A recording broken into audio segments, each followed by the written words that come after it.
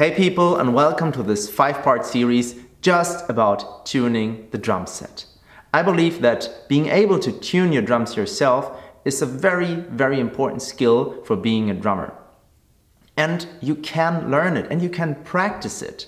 And in this series I want to give you all the information and the many cool tricks necessary so that you are independent and you can tune your drum set however you like for every situation you are in. We will talk about so many different and important topics. Tuning the drum set to the room. So this is a very challenging room that's going to be interesting. How to tune old drum heads. How to pick the right drum heads. How to pick the right drum hoops. We talk about dampening. We talk about tuning for microphones for the studio and so on. So that's going to be interesting.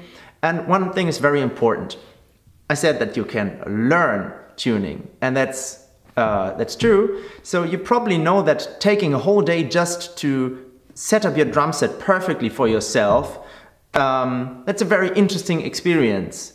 And just the same, taking a whole day just for tuning your bass drum is also time very well invested, and that's a really cool training. So I want to offer you everything I know in this series, but still I would be glad if you just pause the video anytime you like, if you find something interesting, and try it out for yourself. Don't just watch the whole series, pick one thing you like and do it. That's much better than watching the whole series and doing nothing. But of course I would be glad if you watched the whole series, because in every part there are general tips and tricks, and the tips in the bass drum section apply to the toms as well, but you will see for yourself. So it's very important to me that at the end of this series you are able to tune for yourself. So I will show you and explain to you all the methods, but of course later on you will be independent and you will combine the different methods creatively to whatever situation you are in. Many of the things I talk about are experience or things I learned from other drummers or teachers. If I use specific methods and I still know where I learned them, I will tell them to you, because it's important to me to always give the sources. Also, I want you to know that I record the whole video just with one microphone that's mounted on the camera. So you will always hear how the drum sounds exactly where the camera stands. So there are no effects on it, and that's going to be very interesting because you always hear how the drum really sounds in the room and not with any effects. So you will always hear the bare, naked sound in this room. One quick thing before we go right into the main topic. I love making these videos for you. I love sharing my knowledge and my experiences on YouTube for you. And I love everyone who supports me by leaving a like, a comment, or who subscribes to the channel. If you want to support me further, you can check out my Patreon page. The link is in the description below this video. Patreon is a website where you can support artists you like on a regular basis. And of course, if you support me on Patreon, there are some perks. Just check out the details on the Patreon page. But let me just say one thing: for everyone who supports me on Patreon, everyone who does that is invited to an exclusive whole day workshop right here in this beautiful location in the north of Hamburg, Germany. So check out the Patreon page. I hope to see you here in the summer of 2019 for the exclusive Patreon workshop. If you watch this later than summer 2019, I hope we do this again. Again, check the Patreon page. And now we start talking about tuning the drums. The first question we have to ask ourselves is, when do we tune the drum set? Well, of course, your ears have to decide about that. Whenever you are not satisfied with the sound of your drum set, you have to tune it. But of course, there are a few rules of thumb. The first is, whenever you transport your drum set, whenever you pack it up and go to a different location, after that you have to retune it, because the pressure changes, the temperature changes, and the movement itself will cause the drum head to be not in tune as much as before. So whenever you're in a new location, you have to tune, also to tune for the room and the situation you're in. Also, if you have new drum heads, you have to tune a little bit more often, because a new head will change a little bit more than an older head. And if the temperature in your room changes, maybe you're not heating your practice room all the time, then you have to tune it a little bit more often. But my advice is just tune right before every band rehearsal. maybe once a week. If you don't play in the band right now, how about whenever you're not satisfied, tune it, and once a month tune the whole drum set, go into detail, tune every head, every bottom head, every top head, this once a month, and every week whenever you're not satisfied, you just tune it. But how often do you have to change your drum heads? Again, your ears have to decide. You have to decide. If you can't get the desired sound with your current heads, then change them. Don't just change them when they crack, because they could crack in a very important moment on stage or in the studio. And also in the time leading up to the head cracking, it won't have a good sound, because that just shows that it's severely degraded, so you should have changed them before that. I know it's expensive, but changing your heads and having fresh heads on your drums has so many benefits. Most of all, you train your ears. Your ears will become more sophisticated because you know what a fresh head and a full tone sounds like, and you want to achieve this. If you have fresh heads on the drums, you can do much more with them. If the heads are older, you can only tune them higher. You won't achieve a low tone with an old drum head. Also, you can just practice better, because with better sounding heads, you will get more demanding and you will achieve much more in your practice time. But of course, it depends on the kind of music you play, how loud you play, and how often you play. If you just play a few days per week for half an hour, maybe you can last with changing your heads just once a year. But if you play heavy metal and you play each day for an hour, maybe you should change your better heads, your top heads, once a month. I myself change my snare drum head before almost every show when I play loud music, when I play rock or heavy metal. And if I play softer music, I would change the snare head every few shows, and the tom heads I would change every 3 or 4 gigs if I play loudly, and if I play soft music, maybe every 10 gigs. And don't forget to change your reso heads. This can have a huge impact on the sound of your drums, because even though you don't play them with the stick, they still degrade. So I would change my reso heads before every tour, and before every studio recording I will put fresh heads on the whole drum set, on all the drums.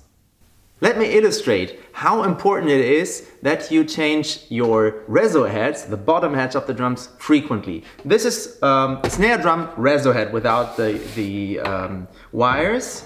It looks very slick and smooth because we have a lot of tension on it. And on one gig I had to help a friend, and we quickly changed the snare wires, and we said, let's just change the reso head to be safe. And this is what a new reso head looks like. You can see it's shiny and smooth, and it has a little bit of a tone. And when we changed his reso head, it started looking like this when there was the tension on it, but when it came off, it looked like this. This is the actual head. No tone at all and completely destroyed. And it looked like this at first, but all of this was hidden in there. So change your reso heads frequently, even though you don't hit them with a stick. They still degrade. If you know that you want to put a new drum head on, you have to choose one. Let me help you a little bit with it, but I won't tell you which drum head to buy for a certain style of music. Your ears have to decide again. You have to know what sound you want to achieve. And then you can pick a drum head, and many manufacturers make it a little bit easier for you. They give you some indications on the packages or on their website how the different drum heads sound, but still you have to compare them for yourself. So this may take some time, be patient. It's totally okay to try a few different drum heads, not be satisfied, and try another one to find your sound. I'm still looking for my sound every day, again anew. But there are some pointers I want to give you. So the more open, the more clearly and resonant and clear and high your sound has to be, the thinner and clearer your head has to be. So you pick a single ply, non-coated. This is an Adoro single ply drum head. You can also buy an Ambassador Clear by Remo, or a G1 from Evans, or even a Remo Diplomat, which is the very thinnest batter head Remo offers. You can also pick an Aquarian. This is a single ply Aquarian with a coating on it. This is especially good if you play with brushes, because you have this texture. And also this is a little bit of pre-dampening, this coating, so the tone will be a little bit warmer and not so harsh like with the clear drum heads. If you want even more texture for playing with brushes, you can buy, for example, this one. This is Heritage drumhead by Adoro with this calfskin texture. Also offered by Remo, for example. Same thing. Or you can even buy a real calfskin head. This is a real calfskin head made by Adoro drums. But you have to use this in a very different manner than the other heads. You have to moisten this before you put it on. That's a very special drum head. As I'm talking about special drum heads, of course, for bass drum and snare drum, there are some different options, some very specific drum heads for just the bass drum or just the snare drum. For example, I use this one by Evans. This is the Genera Dry Coated. This has some little holes in here and a little bit of pre-dampening. And this is the perfect balance of openness and control for the sound. For me, there's also the controlled sound by Remo. The name says it all, but I like this one because it controls a little bit of the overtones on the edge of the snare drum, this very high pang pang sound, but not too much, so it still sounds open enough, and I don't need any artificial muffling on this one. I just put this head on and I squeeze it fairly tight on there, and this works very well for me. Also, I have noticed that the Remo heads sound a little bit more open, like the Evans drum heads. So if I use a double ply coated drum head, which is the Emperor with Remo and the G2 with Evans, I find that the Remo heads are a little bit more open, but the Evans heads, on the other hand, they last a little bit longer. So they hold their tone for a longer time, and also the Remo heads crack a little bit sooner than the Evans heads. But that's just my personal experience and my taste. You have to check it out for yourself. So the more open your tone has to be, pick a thinner and clearer head, and if you want a more pre-dampened, muffled and warm and full, fat, dry sound, you pick a double ply head with coating, or even a pre-dampened head. And for snare drum, for bass drum, you can look for very special heads for your needs. And the reso heads for snare, of course, they are very special thin reso heads.